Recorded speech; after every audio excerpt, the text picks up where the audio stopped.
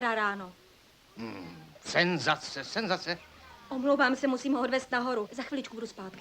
Nemusíte spěchat, už jsem jednal s panem manželem. O dům se bát nemusíte. Je v dobrých rukách. V domě je 15 lidí a jen ty jediný děláš potíže. Jedinej nespravedlivě potrestaný. Jediný, kdo se choval nemožně, tak jdi pěkně nahoru. Jsme nahoře, nevidíš krucinál? Až na půdu. Jdi. Vejška jak na věž. Nemluv hlouposti, Fuller přijde za chvíli. Já s ním nechci spát, víš, co dovede? Počurá se v posteli, celýho mě počurá, já ho znám. Prýma.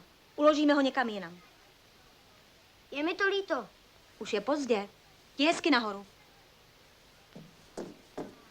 Proč mě každý v téhle rodině nenávidí? Požádej Santa Clause o novou rodinu. Žádnou rodinu nechci, vůbec žádnou, rozumíš? Ta člověka vysává. Zůstaneš nahoře, dneska večer už tě nechci vidět. A já tě nechci vidět do konce svýho života. A taky nikoho jiného z celé rodiny. To nemyslíš vážně, viď? Víš, jak ti bude smutno, až se ráno probudíš a tvá rodina bude docela jinde. Smutno mi nebude. Zopakuj si to.